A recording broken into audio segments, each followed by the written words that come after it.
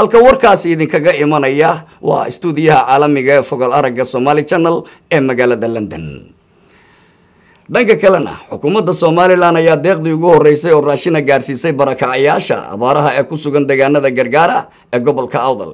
iyadoo isla maantana xil wareejin ay kula kala wareegeen maayarkii hore ee degmada Lughaya ee gobolka Awdal iyo maayarkii cusub ee iminka la soo magacaabay Cabdifataax Axmed Maxamed oo inta badan nooga soo warama gobolada Awdal iyo Salal ayaa umurtan ka faaloonaya degmada Lughaya ee gobolka Awdal waxaa ka dhacday munaasabad balaaran oo xilka ay ku kala wareegayeen gudoomiyaha cusub ee degmadaasi dhawaan loo soo magacaabay iyo gudoomiyihii hore ee degmadaasi madashan waxaa ugu horeen ka hadlay gudoomiyihii hore ee degmada Lughaya Baxsane Siciid ayaa wuxuuna ka sheekeeyay waxyaabihii uu degmadaasi ka soo qabtay muddadii uu xilkaasi hayay xilka intaan hayna lagu asturay iimankana aanu kaga tagnay annagu oo ceebla oo aanaan dadka iyo dowladda midnaba ishaysan aanaan beenixii hore mooyaan shantii maalin hore ay wareejin mooyaan shakhsiyadeeda Baxsane Siciid ayay maayarka hadda aan wareejinayo aanan wax been ah oo hadda aniga la igu leeyahay aanan ku wareejinin maayarka cusub waxaan ku wareejinayaa maamulkii aan hayay hadda Salamaan Cabdi Cabdullaahi Arag shaabadii iyo maashina waxaa sidoo kale madashan ka hadlay gudoomiyaha cusub ee degmada Lughaya Salamaan Cabdi Cabdullaahi wuxuuna ka waramay wareykiisa ku aadan xilkan loo soo magacaabay yaranay xilka uu qaaday dadkeeda iyo ummadayda Soomaaliland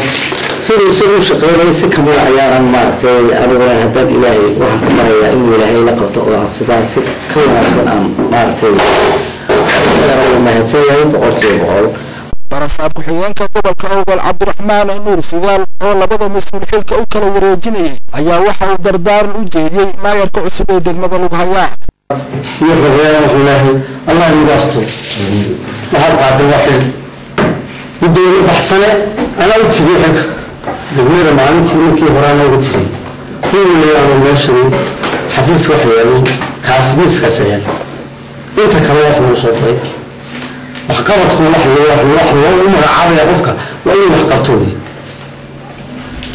dhanka kale deeqdii ugu horeysay xukuumadda Soomaaliland ka timaada ayaa la gaarsiiyay dadkay abaaraha saameeyeen ee ku sugan deegaanka gargaara ee hoostagta degmada Lughaya ee gobolka Awdal waxayna deeqdan raashinka isugu jirtay daqiiq bariis sokor saliid iyo caano waxaana soo gaarsiiyay dadkay abaaraha saameeyeen mas'uuliyiin u hogaaminayay maareeyaha hay'adda cilmi baarista deegaanka Soomaaliland ee NRAD xildhibaano ka tirsan golaha guurtida iyo golaha wakiilada si kastaba haatee deeqdan raashinka ee xukuumadda Soomaaliland ka timid oo la gaarsiiyay barakacayaasha abaaraha saameeyeen ayay farxad ka muujiyeen barakacayaashan balse weli waxaa deegaankaasi ka taagan baahiyo ay sababeen abaaraha xilligan taagan